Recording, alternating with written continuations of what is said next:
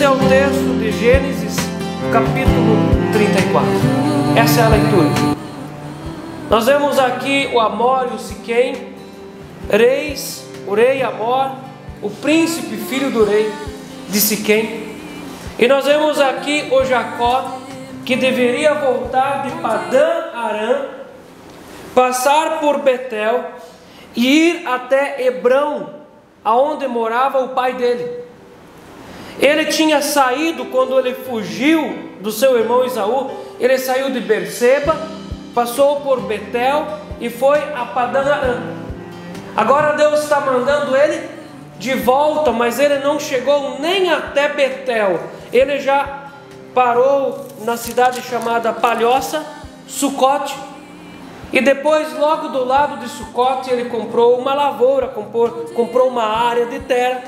E ali ele construiu uma casa e ele se instalou ali e ele ficou em Siquém, não chegando nem até Betel para ir a Berseba ou a Hebrão. E essa aqui é a história desse homem. Então, as primeiras constatações que nós temos quando nós lemos esse texto, primeiras constatações: Jacó deveria estar em Hebrão e não em Siquém. Sempre de novo nós vamos ver nos textos da Bíblia que existe o lugar certo para uma pessoa. E aquela pessoa que está fora do seu lugar, ela é um problema para ela e para as pessoas que vivem com ela. Deveria se preocupar com a sua linhagem e não com as suas riquezas. Ele deveria ser pai de 12 filhos, 12 patriarcas que dariam à luz ou construiriam 12 tribos para Israel. Mas ele não estava preocupado com a linhagem, ele estava preocupado em criar ovelhas, criar bois, criar jumentos. Ele estava pensando no dinheiro, no bem financeiro, e ele se esqueceu da sua missão. Omisso. A sua filha foi estuprada e não doeu para ele. Eu fiquei indignadíssimo com Jacó aqui. A filha dele foi estuprada e não doeu. Você sabe o que doeu para ele? Verso 30. Então disse Jacó a Simeão e a Levi: vós me afligistes e me fizestes odioso entre os moradores da terra. O que doeu para ele? A imagem dele ser corrompida. Isso doeu para ele. Mas a filha ser estuprada não doeu. Ele estar em desobediência diante de Deus não doeu. Mas a imagem dele ser arranhada diante dos povos da terra, isso doeu. Você percebe que os ponteiros do que é certo e do que é errado na vida do Jacó estavam desalinhados com a vontade de Deus. Constatação: ele aceitou fazer aliança com os cananeus. Aceitou ou não aceitou aqui uma aliança? Negociaram terras, negociaram rebanhos e negociou a família com os cananeus. Deus chamou Abraão, Deus chamou Isaac, e nesse mesmo chamado Deus chamou o Jacó para ser um povo separado, peregrino, forasteiro, pai de multidões, mas deveria ser separado e não fazer aliança com os povos. Outra constatação: a paz lhe era mais importante do que a honra. O que é mais importante, paz ou honra? Você acha que aonde não existe honra, a paz é verdadeira? A honra é mais importante do que a paz, porque aonde não há honra, a paz é uma falsidade, e as pessoas se tratam com falsidade. Parece que tem paz, aonde não tem honra, não tem verdadeira paz. A única reputação que lhe interessa era a sua própria reputação. Ele pensou na missão que Deus deu para ele? Não. Ele pensou em cuidar dos filhos? Não. Cadê as esposas? Não. Mas a sua imagem ser arranhada deixou ele preocupado. Ele ficou muito preocupado. Eu olho para esse texto, Gênesis 34, e eu vejo aqui algo fantástico. E eu vou fazer uma pergunta para você. Você quer aprender a preparar uma bomba para explodir a sua casa? Você quer arrebentar a sua vida? Mas nós vamos aprender hoje a fazer uma bomba com Jacó. E ele nos ensina como arrebentar com tudo. Primeira coisa, como se prepara uma bomba para acabar com a vida? Seja desobediente. Desobedeça. A pregação é uma na igreja. A Bíblia ensina uma coisa, mas você faz ao contrário. Desobedeça. Desobedecendo é criar uma bomba. Jacó estava fora do lugar e fora do propósito. Ele estava em desobediência. Então a primeira coisa para explodir com tudo é o quê? Desobedeça. Seja desobediente, porque Deus na verdade não sabe de nada. As pessoas sabem. As pessoas sabem de tudo. Deus na verdade deveria vir na madrugada, consultar as pessoas, pedir conselho para as pessoas e pedir: como você acha que eu deveria fazer isso? Sendo que a Bíblia diz que Deus nunca pede conselho para alguém, porque Ele é dono de todas as coisas, Ele sabe. Mas muitas pessoas tratam Deus como se Deus não soubesse, e Jacó estava fazendo isso. Ele vai morar perto de uma cidade. Os cananeus, as cidades cananeias eram como Sodoma e Gomorra. Idolatria. Eles adoravam as estrelas, prestavam cultos ao sol e à lua, queimavam os seus filhos primogênitos nos braços do deus Moloque, faziam abominação sobre a terra. Eram idólatras, adoravam ídolos e faziam cultos a demônios. E o Jacó foi se aproximando de Siquém, da mesma forma como Ló foi se aproximando de Sodoma e Gomorra, se acostumando, até Ló estar dentro da cidade, e ele já era juiz e a sua família fazia parte da cidade. Aos poucos se aproximando de Siquém. E ele estava em oposição ao voto que ele fez com Deus em Betel. Ele fez um voto, mas ele estava na contramão de Deus. Gênesis 28: a tua descendência será como o pó da terra, estender-te-ás para o ocidente e para o oriente, e para o norte e para o sul. Em ti e na tua descendência serão abençoadas todas as famílias da terra. Eis que eu estou contigo, e te guardarei por onde quer que fores, e te farei voltar a esta. Fala mais alto, esta. E ele estava onde? Em Betel. Eu te farei voltar a esta terra. Esta terra. Agora olha no verso 20. E o texto diz assim: fez também Jacó um voto. E aonde Jacó fez o voto? Em Betel. E aonde ele está morando aqui no capítulo 34? Em Siquém. Ele deveria ter passado por Betel, cumprido o seu voto e ir para Berseba ou para Hebrão. Mas ele permaneceu em Siquém. Mas olha que interessante. No capítulo 33, no verso 19, diz aqui o texto que ele comprou uma terra, comprou um lote. E no verso 20, e levantou ali um altar, ele chamou Deus, o Deus de Israel. Se nós não percebemos bem as coisas, nós somos enganados pela atitude de Jacó. Não adianta alguém estar no lugar errado e levantar um altar. Ele estava disfarçando a desobediência. Sabe a pessoa que está em desobediência com Deus, mas ela pensa assim: mas eu vou dar uma oferta maior, eu vou compensar a desobediência. A pessoa está em desobediência, fora do seu lugar, fora do propósito, fora da missão, mas eu vou dar um dízimo, vou ajudar a igreja, vou fazer isso. Estando fora do seu lugar, se pode levantar altares de ouro, que não vai valer nada. É necessário estar em obediência, e então levantar altares. Ele pôs as vantagens financeiras, e expôs sua família a riscos e perdas imensamente grandes, porque ele estava com os olhos não na missão, mas com os olhos no dinheiro. Jacó foi chamado para ser peregrino e forasteiro, mas ele comprou um lote e se instalou ali, indo na contramão do que Deus tinha mandado. O primeiro ponto para a gente acabar com a nossa história, acabar com a nossa família, produzir muitos problemas, é desobedeça. Seja desobediente a Deus. Segunda dica para montar uma bomba para estourar com tudo: fique dormindo na vida. Fique dormindo na vida. Primeiro, o perigo da curiosidade. No verso 1, o texto diz assim: ora, Diná filha que Lia dera à luz a Jacó, saiu para ver as filhas da terra. Saiu para ver as filhas da terra. A Bíblia sempre vai ser econômica nesses detalhes, porque Deus aposta na nossa inteligência. Ele entende que nós olhamos pelos preceitos e nós entendemos que a Diná não foi uma vez só para Siquém. Aqui se constrói um caminho de ida para Siquém, para conhecer os filhos da terra, as filhas, para ouvir que música que elas ouvem, para ouvir que tipo de vida que elas levam, que elas conversam, qual é o tipo de vida que elas querem viver, quais os projetos, e vai se construindo automaticamente um caminho em direção à desgraça, até que a desgraça acontece.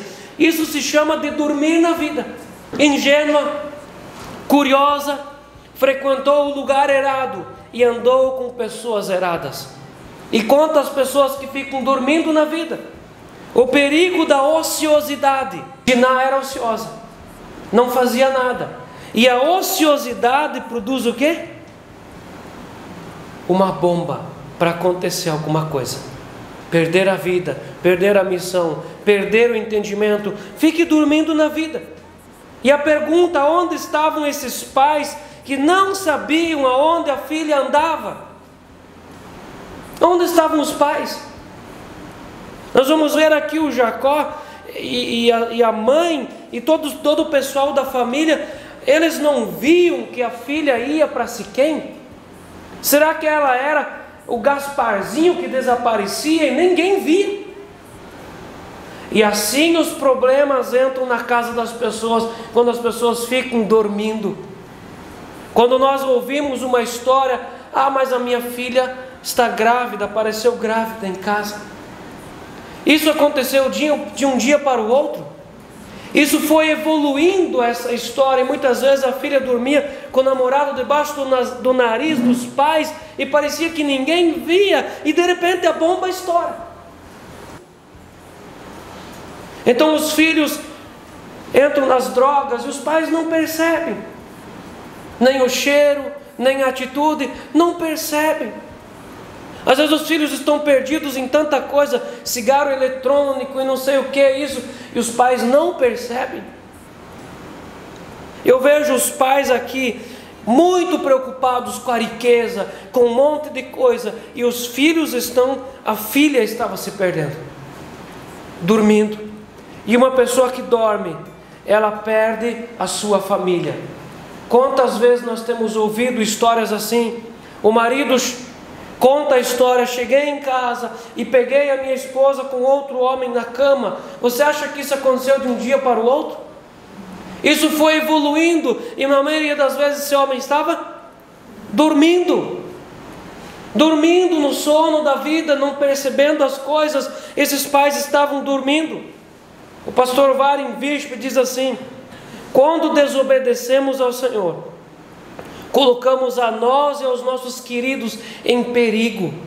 Sempre colocamos em perigo todos os que estão junto com nós. E ele descreve assim: considere o que aconteceu com Abraão no Egito. Lembra quando ele disse que a Sara era a irmã dele e ela foi levada lá para o harém do egípcio? Ele estava fazendo o quê? Dormindo, brincando com a vida.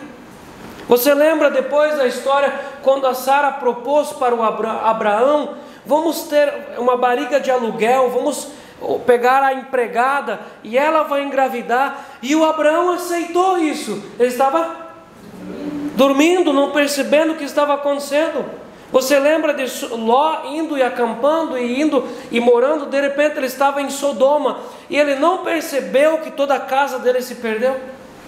Ele estava dormindo. Isaac em Gerar estava só cavando poços e riquezas, e a família em casa se perdendo. A mãe amava um filho e ele amava outro filho, e quando ele chegou a acordar para a vida era tarde demais. A mãe e o outro filho lhe enganaram, dormindo.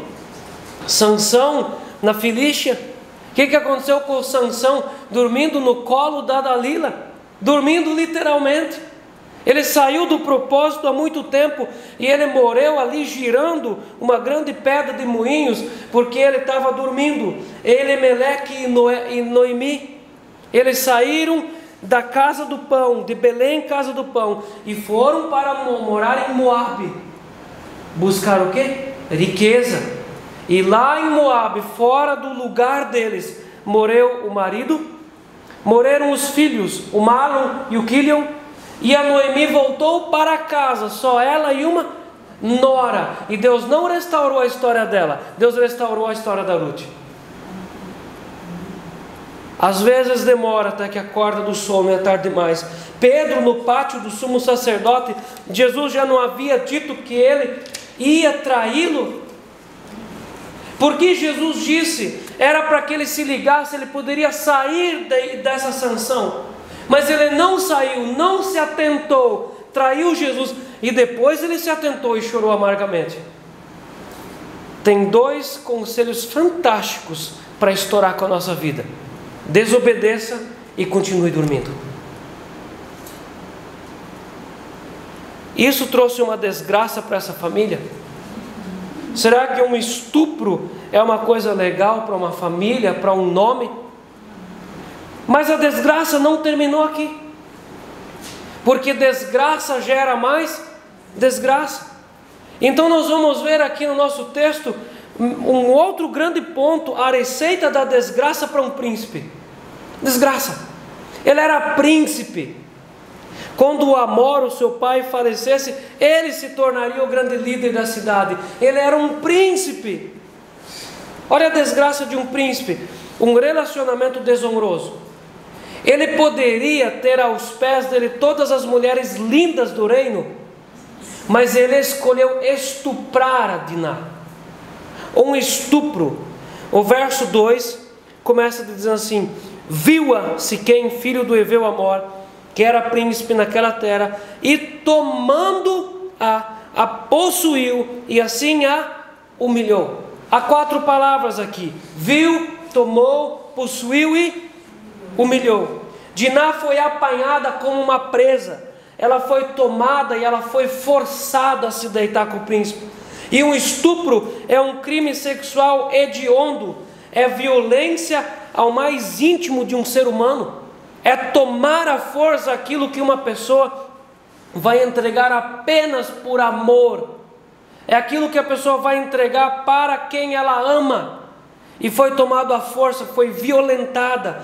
E Siquém era escravo da sua luxúria, e ele era o filho mimado do papai.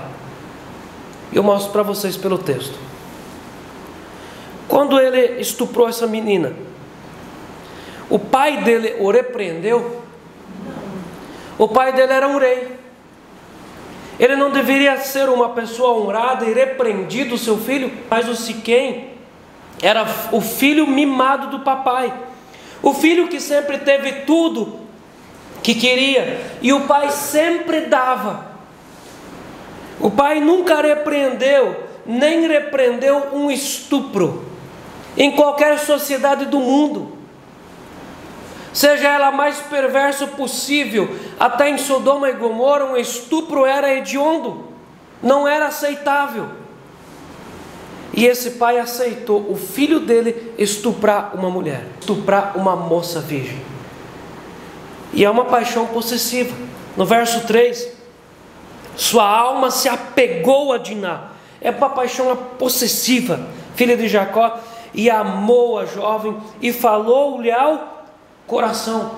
No final do verso 3, falou-lhe ao coração, é um consolo raso.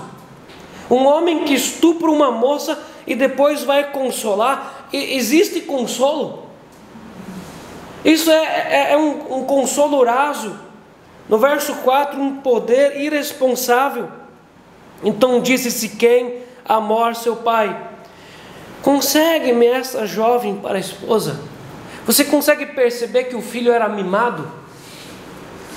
Nem na sociedade de hoje em dia, um rapaz vai para o seu pai e diz: papai, não tem como o senhor conseguir aquela moça para mim? O pai ia dizer: se vira. Mas ele estava tão acostumado a essa infantilidade de mimado, que o pai lhe dava tudo, e então era acostumado a pedir tudo para o pai, inclusive, pai, não consegue essa menina, essa moça para mim? E ali a gente vê um poder irresponsável do pai. Ele tinha poder, mas era irresponsável.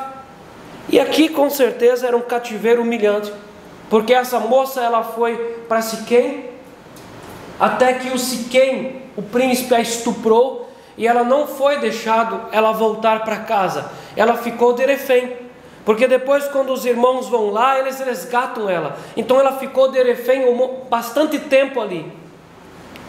E no verso 5 em diante, há uma negociação dissimulada ali, uma negociação. Começa uma negociação pela moça. E no verso 5, para mim isso aqui é um silêncio covarde. Quando soube Jacó que Diná, sua filha, fora violada por Siquém, estavam os seus filhos no campo com o gado. Calou-se, pois, até que voltassem. Os comentaristas bíblicos podem ter o nome mais prezado que tiverem, mas não concordo com eles. Isso aqui não foi um silêncio estratégico, foi covardia. Um homem que tem a sua filha estuprada, será que não deveria pelo menos chorar? Pelo menos não estivesse derramando lágrimas de dor pelo que aconteceu com a sua filha? Mas ele estava normalmente trabalhando e pensando na sua riqueza. E quando vem a negociação, ele estava interessado na negociação, pois nessa negociação ele conseguiria mais riqueza. É um silêncio covarde. No verso 7, verso 6 e 7, aqui nós vamos ver uma indignação, verso 6.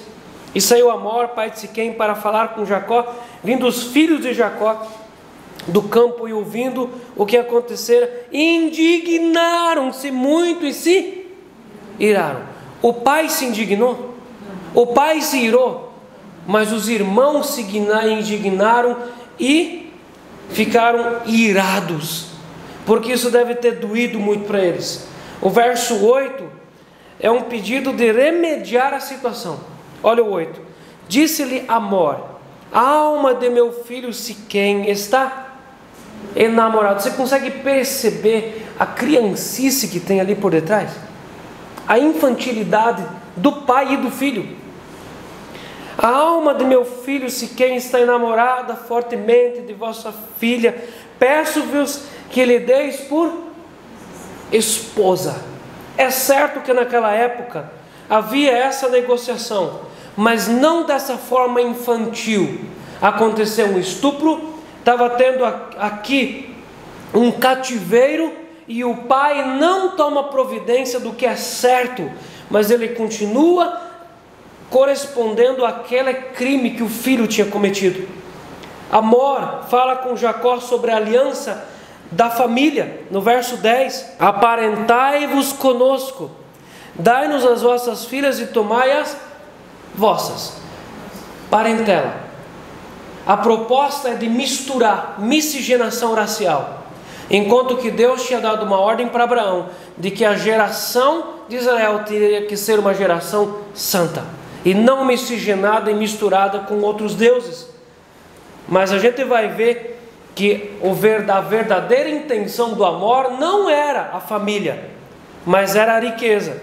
Porque lá no verso 23, ele diz para os homens da cidade dele: o seu gado e suas possessões e todos os seus animais não serão nossos.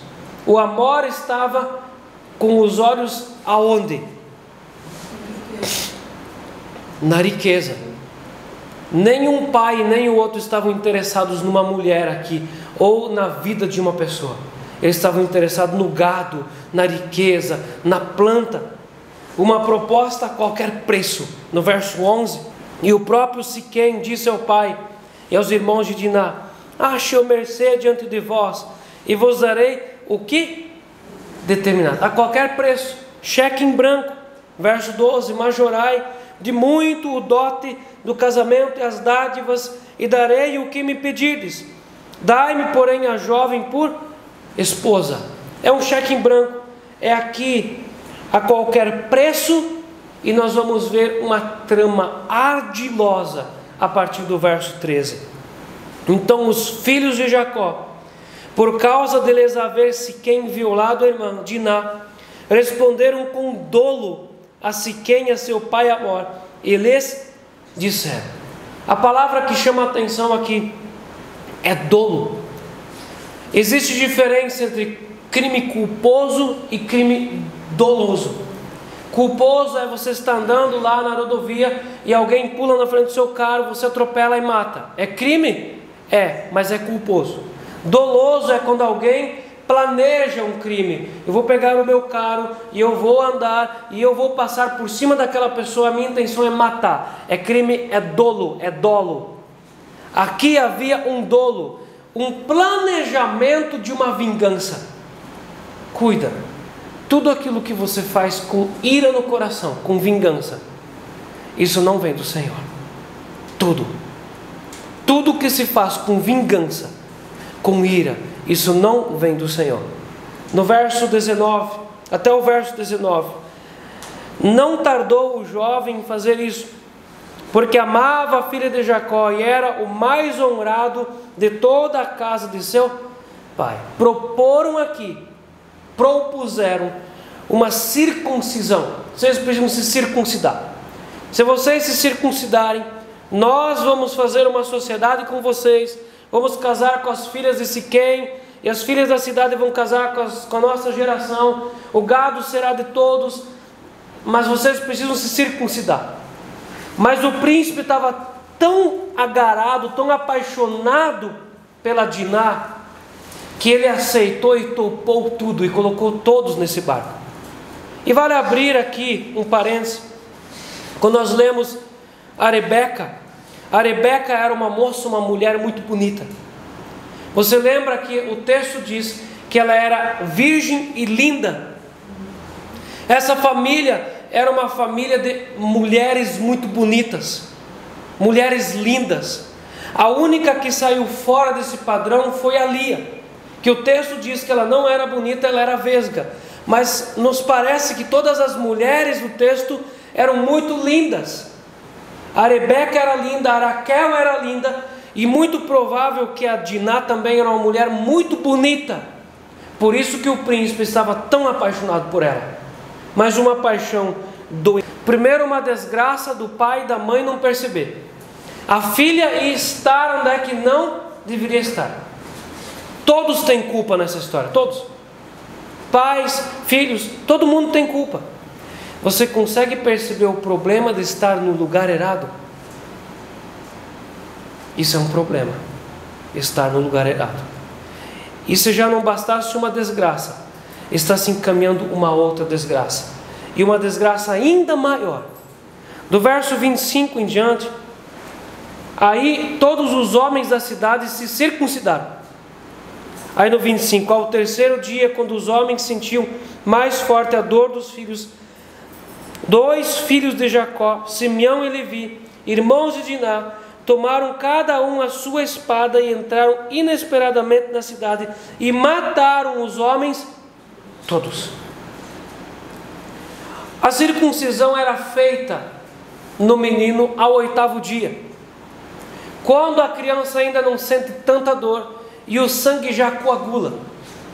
Um homem adulto que faz a circuncisão, ele passa por muitas e muitas dores, é muito dolorido. E ao terceiro dia, quando estava maior a dor, eles entraram estrategicamente na cidade para matar os homens, pois um homem que fez a circuncisão, ele não consegue se defender antes que ele está curado. Era estratégico, o crime estava montado, e acontece uma chacina. No verso 25, os pastores de ovelhas pegaram em espadas e mataram todos os homens da cidade. Uma desgraça produz uma outra desgraça. Verso 26, passaram também a fio da espada a Hamor e a seu filho Siquém.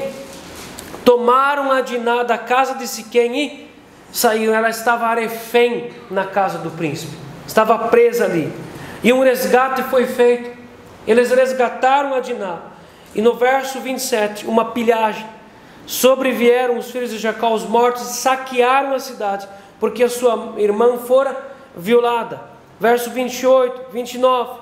Todos os seus bens e todos os seus meninos e suas mulheres levaram cativos e pilharam tudo o que havia nas casas.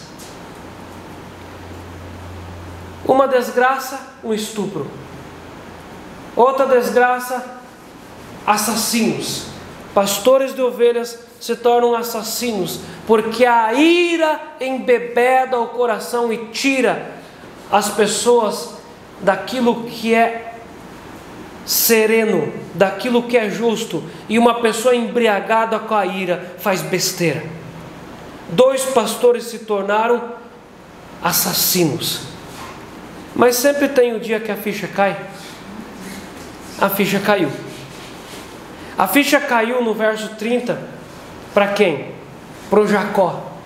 Olha o 30. Então disse Jacó a Simeão e a Levi. Presta bem atenção.